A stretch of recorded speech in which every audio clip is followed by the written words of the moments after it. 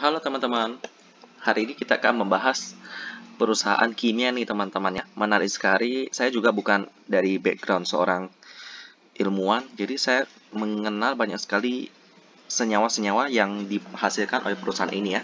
Dan saya merasa cukup senang karena ternyata bahan-bahan yang kita pakai setiap hari seperti sabun, deterjen, dan lain-lain, bahan kimia itu diproduksi oleh Bintang Mitra ini ya teman-teman. Mari kita kenalan dengan PT Bintang Mitra Semesta Raya Tbk dengan kode emiten BMSR. Jadi pada awalnya merupakan perusahaan yang bergerak pada bidang usaha perdagangan dan investasi pada anak perusahaannya. Jadi pada waktu itu belum bergerak di bidang kimia. Jadi masih dalam bidang penyertaan investasi pada perusahaan properti real estate yang menangani perumahan sederhana dan proyek pemukiman kelas menengah atas, serta para perusahaan yang akan mengembangkan bangunan-bangunan komersial. Lalu, pada tahun 2008, BMSR dipercaya oleh salah satu produsen produk kimia terbesar di Indonesia sebagai distributor utama ya. Mereka menjadi distributor untuk melakukan pemasaran dan penjualan produk-produk kimia yang dihasilkan ke seluruh wilayah Republik Indonesia. Penjualan produk kimia ini telah meliputi jangkauan wilayah yang tersebar dari Jabodetabek, Jawa Barat, Jawa Tengah, Jawa Timur, sebagian wilayah Sumatera, dan Bontang, Kalimantan Timur. Lalu tahun 2009 mereka melakukan diversifikasi usaha melalui akuisisi saham-saham yang bergerak di bidang perminyakan, pertambangan, dan gas bumi. Wow, ternyata banyak juga usahanya ya. Dan juga mereka berada di Jakarta sampai saat ini memiliki 4 kantor cabang di Bandung, Semarang, Surabaya, dan Medan. Lalu itulah sekilas. Jadi dia menjadi distributor teman-teman. Jadi bukan sebagai produsen ya. Lalu kita lihat di sini memasarkan produk-produk dari PT Surfindo Adi Usaha ya. Nah, ini produsennya nih. Dan produk-produk yang mereka pasarkan ini bisa dilihat di sini ya.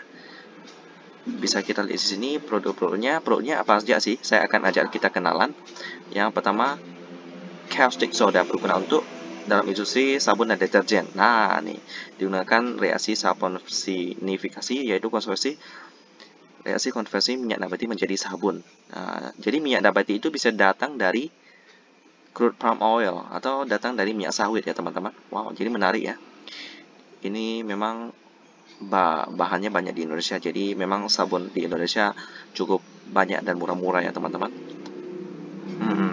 Lalu selanjutnya hidroklorik asid. Ini seperti untuk menghancurkan ya, memecah, mencerna, menyerap nutrisi pada makanan. Inilah asam klorida. Lalu natrium hipoklorit, sodium hipoklorit ya, tapi di sini dikatakan natrium hipoklorit. Itu klorin yang bisa digunakan sebagai bahan disinfektan dan cairan pemutih. Nah, ini laku nih tahun kemarin sampai tahun ini juga teman-teman sebagai disinfektan. Lalu ada lagi sulfuric acid, asam mineral yang kuat kegunaan yaitu pada industri kimia untuk prosesan biji mineral, sintesis kimia, pemrosesan air limbah, dan penghilangan minyak. Lalu ethyl disulfide, bahan baku vinyl chloride, produk senyawa kimia juga untuk industri tekstil, karet, cat, dan industri tinta ya.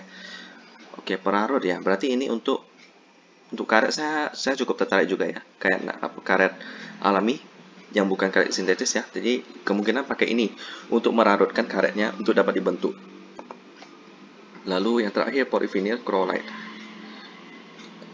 Digunakan secara luas pada berbagai produk mulai dari plafon yang tahan terhadap rayap, bocor, serta tersedia dalam berbagai motif pipa air, material pembungkus kabel, aneka perabotan seperti kursi dan meja, selimut, karpet, pakaian tas, kemasan, pembungkus botol minum, hingga mainan anak.